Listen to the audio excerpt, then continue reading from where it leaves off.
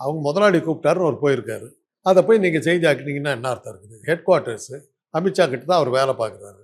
அவர் முதலாளி கூப்பிட்டா போய் தான் ஆகணும். இதை போய் செய்தி ஆக்குன்னு அவர் என்ன பண்ணுவார்? முதலாளி அமைச்ச காரில் போயிருக்காரு, முதலாளி அமைச்ச காரில் திரும்பி வந்திருக்காரு. அதை போய் நீங்கள் கட்சியை சாயம் பூசணுன்னு என்ன அர்த்தம்? கட்சி ஏதுங்க அவர்கிட்ட? யார் இருக்கா அவர் கட்சியில்? ஒரு 5-6 பேர் இருக்காங்க ஃப்ரெண்ட்ஸுங்க. எல்லாம் அமலாக்கத்துறைக்கு பயந்த கூட்டம் அவர் கூட சுற்றிக்கிட்டு இருக்குது. போனவங்கலாம் பாருங்கள், யாராவது தலைவர் இருக்காங்களா பார்த்தீங்களா? SP Velumani, CV Shanmugam, KP Munusamy. SP வேலுமணியும் எஸ்பி வேலுமணி ஏற்கனவே பார்த்துட்டார் அமித்ஷாவை. அவங்களாம் தனியாக பார்த்துட்டாங்க. அப்புறம் அவங்க சொல்லியிருக்காங்க, என்ன பண்ணீங்கலாம் வந்துட்டீங்க, அந்த இன்னொரு ஆள் இருப்பார், அந்த ஆள் எங்கே அப்படின்னு கேட்டிருக்காங்க. இதை நாங்கள் அனுப்பிச்சி விட்றோங்கன்னா கூப்பிட்டவுடனே, ஏப்பா நாங்கள் எல்லாம் எங்ககிட்டலாம் பேசிட்டார், உங்ககிட்ட ஒன்று பார்க்கணுங்கிற எம்ப்ளாயி வேலையில் வேலை பார்க்குற ஆள் வர வேணாமான்னு கேட்டிருக்காரு. கம்பெனியில் வேலை பார்க்குறவர் மற்ற எம்ப்ளாயிஸ் எல்லாம் பார்த்தாரு, இவரை கூப்பிட்டுருக்காரு, இவரும் போய் பார்த்துருக்காரு. லோக்கல் சிஇஓ இல்லை ஒரு இல்லை, பிரதான எதிர்கட்சியினுடைய தலைவர் சிஇஓ அவரு. பிரதான எதிர்கட்சியினுடைய தலைவர் ஒரு 66 எம்எல்ஏக்களை தன் பக்கம் வச்சிருக்கக்கூடிய ஒரு தலைவர் இல்லையா அவரு?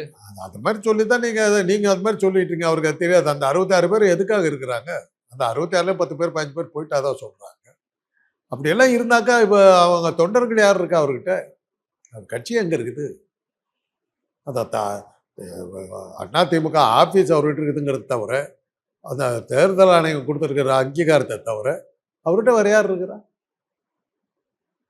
இன்னும் சொல்ல போனால் சீமானுக்கு அவருக்கு என்ன வித்தியாசம்? இப்போ இவருக்கு பதவி இருக்குதுங்கிறத தவிர சீமான் கட்சிக்கும் பழனிசாமி தலைமையில் இருக்கிற அதிமுக என்ன வித்தியாசம்? இல்லை, அவ்வளோ பலவீனம் ஆயிடுச்சுன்னு நினைக்கிறீங்களா? எங்கே இருக்கிறாங்க? ஒரு ஈரோடு எலெக்ஷனில் நீங்களே சொல்லுங்க. நீங்கள் தான் மீடியாக்காரர், நீங்கள் தான் சொல்லணும். எனக்கு நீங்கள் சொல்லணும், நான் சொல்கிறேன் உங்களுக்கு. இல்லை, அதில் 35,000 ஓட்டு என்ன ஆச்சு? அந்த 35,000 ஓட்டு எங்கே போச்சு? யாருக்கு போச்சு? அதுக்கு முந்தின எலெக்ஷனில் வாங்கினீங்கல்ல, நீங்கள் தானே நின்னீங்க. 35,000 ஓட்டு வாங்கினீங்க. அந்த 35,000 ஓட்டு எங்கே? அந்த தொண்டை எங்கே? அந்த வாக்காளர் எங்கே? இவர் என்னவா இருக்கார்?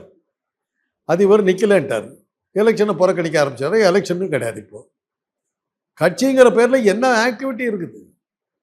என்னென்ன நடவடிக்கைகள் எடுத்துக்கிட்டு இருக்காங்க? எலெக்ஷனும் கிடையாது, இது போட்டி போடுறது ஒன்றுமே கிடையாது, மக்கள் பிரச்சனைகள் பேசுறது கிடையாது.